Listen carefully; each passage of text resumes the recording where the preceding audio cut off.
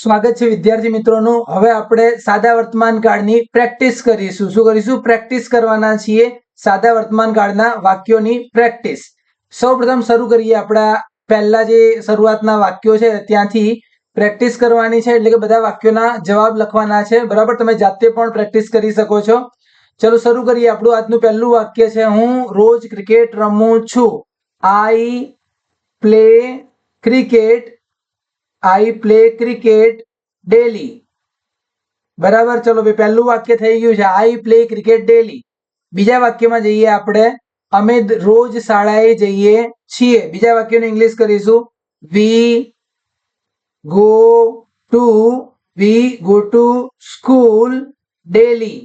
બરાબર છે, આ બીજું વાક્ય પૂરું થઈ ગયું આપણું અહીંયા આગળ। ચલો ત્રીજા વાક્યમાં જઈએ આપણે, તમે દરરોજ ભગવાનને પ્રાર્થના કરો છો। બરાબર, યુ પછી પ્રાર્થના માટે PRY pre, you pre to God daily. બરાબર છે, ચલો ભાઈ એ વાક્ય હજુ પણ પૂરું થયું આપણે। એના પછીનું વાક્ય જેની અંદર તેઓ દરરોજ તે સ્થળની મુલાકાત લે છે। તેઓ એટલે they visit તેઓ દરરોજ તે સ્થળની મુલાકાત લે છે। they visit that place daily। બરાબર, ચલો ભાઈ આ વાક્ય બી પૂરું થયું। ઓકે, તો આ સિમ્પલ વાક્યો। બીજા આગળ વાક્યોમાં આગળ વધીએ છીએ। તે દરરોજ ક્રિકેટ રમે છે, છોકરો છે અહીંયા આગળ, તો હી પછી આવશે પ્લેઝ, હી પ્લેઝ ક્રિકેટ ડેલી। ઓકે, બરાબર છે આપણું વાક્ય। ચલો આગળ વધીએ છીએ વાક્યોની અંદર, જોતા રહેજો, શીખતા રહેજો આગળ ફટાફટ। તે દરરોજ શાળાએ જાય છે, એવું વિચાર કરીએ કે અહીંયા આગળ કોઈ છોકરી છે એની વાત કરે છે, શી। બરાબર, રોજ જાય છે, C goes to school daily. Okay, આ વાક્ય બી આપણું અહીંયા આગળ પૂરું થાય છે। ચલો એના પછી, મહેન્દ્ર દરરોજ ભગવાનને પ્રાર્થના કરે છે, MAN મહેન્દ્ર દરરોજ ભગવાનને પ્રાર્થના કરે છે, PRAYS praise, Mahendra praise two God daily. Okay, ચલો ભાઈ આ વાક્ય બી આપણું અહીંયા આગળ પૂરું થાય છે। મનીષા દરરોજ તે સ્થળની મુલાકાત લે છે, મનીષા દરરોજ તે સ્થળની મુલાકાત લે છે, Manisha visits that place daily। Okay, ચલો આ વાક્ય બી થઈ ગયું। આગળ વધીએ આપણે વાક્યોની અંદર। બીજા વાક્યો જે છે, હજુ ઘણા બધા વાક્યો શીખવાના છે। એ વાક્યમાં જઈએ, તે રોજ ક્રિકેટ રમતા નથી, એટલે કોઈ છોકરો છે જે દરરોજ ક્રિકેટ રમતો નથી। ઓકે, તો હી એક છોકરો છે, હી ડઝ નોટ શું નથી રમતો? Cricket, PLAY play cricket. Okay, cricket દરરોજ રમતો, he does not play cricket daily. એટલે એ વાક્ય આપણું અહીંયા આગળ પૂરું। તે દરરોજ શાળાએ જતી નથી, તો શી થી બનાવીશું, શી ડઝ નોટ ક્યાં? ગો એટલે જવું, she does not go to school daily. Okay, she does not go to school daily. ચલો હવે એના પછીના વાક્યમાં આગળ વધીએ। મહેન્દ્ર રોજ ભગવાનને પ્રાર્થના કરતો નથી, તો મહેન્દ્ર પછી એક વચન છે એટલે does not, Mahendra does not પ્રાર્થના કરવી એટલે pray, does not pray to God. Okay, અને ડેલી। ઓકે, ચલો ભાઈ એના પછીના વાક્યમાં આગળ વધીએ।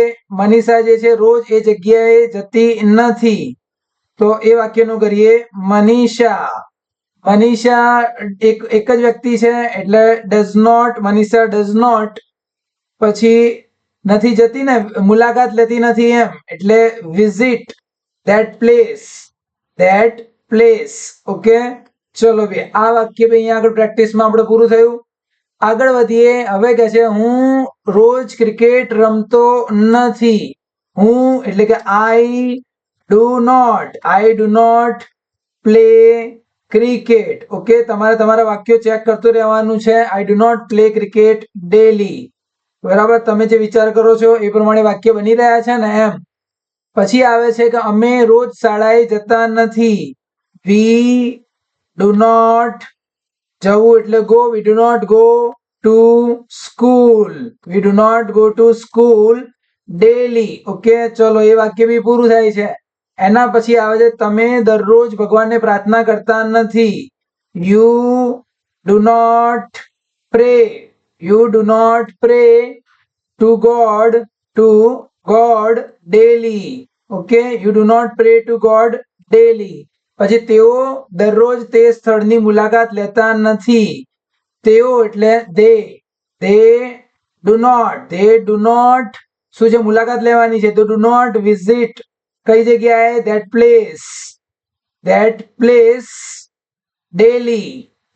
Place daily. ઓકે, આ વાક્યો અહીંયા આગળ એ બી પૂરા થયા. પ્રેક્ટિસ કરવામાં હજુ આગળ વધીએ આપણે. હવે આવે છે પ્રશ્નાર્થ વાક્યો. કેવા વાક્યો આવે? પ્રશ્નાર્થ વાક્યોની પ્રેક્ટિસ કરીએ આપણે.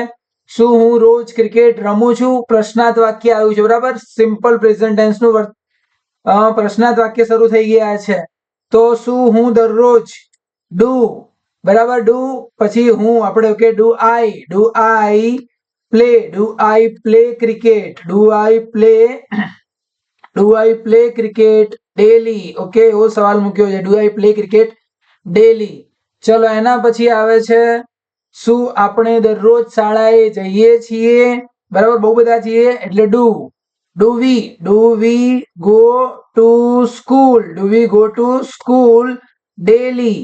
બરાબર, એક સવાલ છે આપણી સામે, do we go to school daily, પ્રશ્નાર્થ વાક્ય. ઓકે, ચલો ભાઈ એના પછી આપણે આગળ વધીએ. એના પછી શું તમે દરરોજ ભગવાનને પ્રાર્થના કરો છો? Do you pre to God daily. બરાબર, એક વાક્ય એ બી થઈ ગયું આપણું અહીંયા આગળ. એના પછી શું તેઓ દરરોજ તે સ્થળની મુલાકાત લે છે? ડુ ધે મુલાકાત લેવી એટલે do they visit that place. Okay, that place daily. ચલો ભાઈ, એ વાક્ય બી અહીંયા આગળ પૂરું થાય છે. એટલે પ્રશ્નાર્થની અંદર ડુ વાળા પ્રશ્નાર્થ વાળા વાક્યો આપણે બનાયા. બરાબર, હવે આવે છે ડઝ વાળા. કયા આવે છે? ડઝ વાળા આવે છે કે એક વચન આવવાનું છે એટલા માટે. તો ડઝ, શું તે દરરોજ ક્રિકેટ રમે છે? Does he play cricket daily. Okay, does he play cricket daily, પ્રશ્નાર્થ ચિહ્ન. ચલો એના પછી શું તે રોજ શાળાએ જાય છે? અહીંયા છોકરી છે એવું વિચારીને ચાલીએ આપણે. Does she go to school daily. Okay, does she go to school daily. પ્રશ્નાર્થ વાક્ય તમે પણ ચેક કરી શકો છો. જોડે ને જોડે તમારા પ્રશ્નાર્થ વાક્યો બનાવો અને ચેક કરો. શું મહેન્દ્ર દરરોજ ભગવાનને પ્રાર્થના કરે છે? એક વચન છે. બરાબર, does Mahendra. Okay, does Mahendra શું છે? પ્રાર્થના કરવાની વાત ચાલે છે. Does Mahendra pre to God daily. Okay, પ્રશ્નાર્થ વાક્ય છે આ. તો એ પ્રમાણે વાક્ય રહેશે. એના પછી છેલ્લું વાક્ય આપણું, શું મનીષા દરરોજ તે સ્થળની મુલાકાત લે છે? એક વચન છે. ડઝ મનીષા શું છે? મુલાકાત લેવાની છે. Does Manisha visit that place daily. ચલો એ પ્રશ્નાર્થ વાક્ય બી પૂરું થયું આપણું. એના પછી બીજું આપણે કન્ટિન્યુ છે. હવે જે વાક્યો આવે છે સાદા વર્તમાન કાળની અંદર, જેની અંદર ઇઝ એમ આર નો ઉપયોગ કરવાનો છે. હું એક વિદ્યાર્થી છું. I am a student. I am a student. STUDENT. I am a student. Okay, ચલો એના પછી અમે વિદ્યાર્થીઓ છીએ. We are students. ઓકે, ચલો વી આર સ્ટુડન્ટ્સ. એના પછી આવે છે તેઓ ખુશ છે. તેઓ એટલે ધે આર હેપી. બરાબર, પહેલો અક્ષર કેપિટલ છે, આપણી રીતે જોઈ લેવાનો. તમે બુદ્ધિશાળી છો. You are an intelligent. You are intelligent. Okay, you are intelligent. ચલો એના પછી તે એક સારો છોકરો છે. તે એક સારો છોકરો છે. He is a good boy. He is a good boy. Okay, આ બધા જ સાદા વર્તમાન કાળના વાક્યોની આપણી પ્રેક્ટિસ કરી રહ્યા છીએ.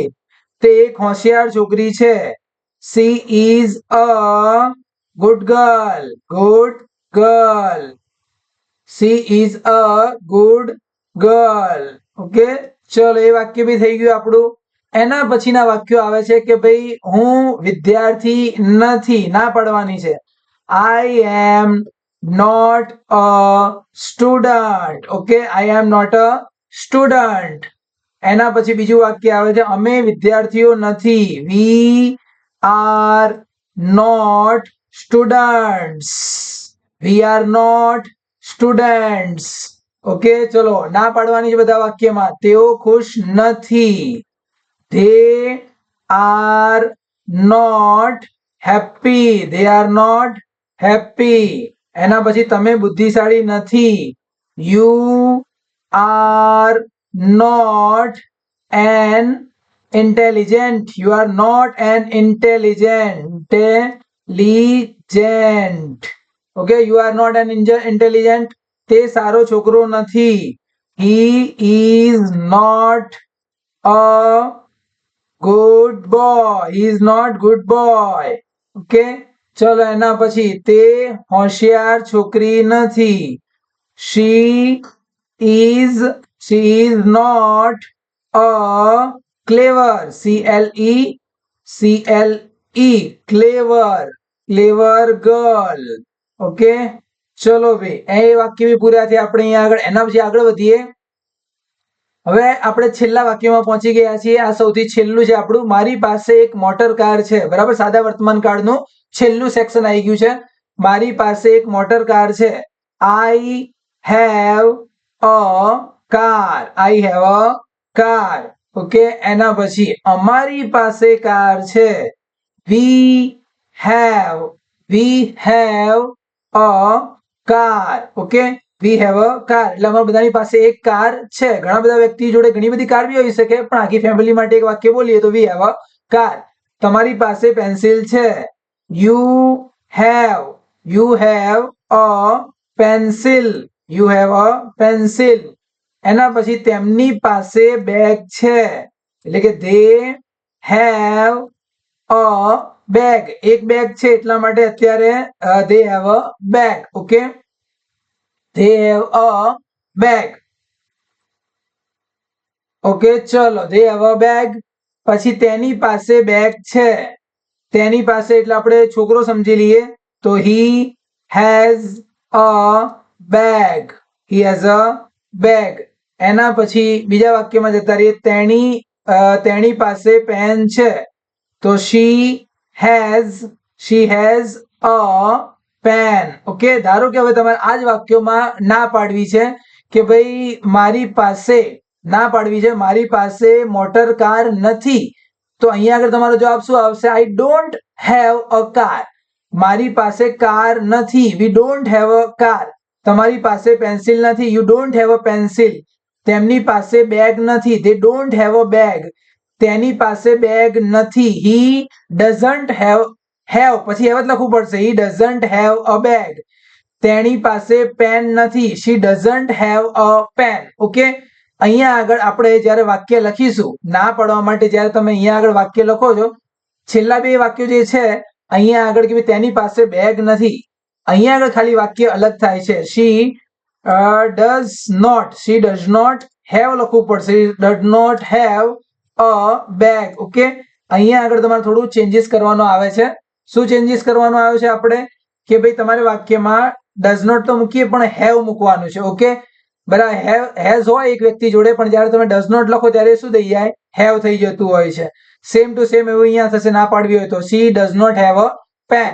ઓકે, આ રીતે આપણે સાદો વર્તમાન કાળ અહીંયા આગળ પૂરો થાય છે. ફરીથી મળીશું, ભણતા રહીશું.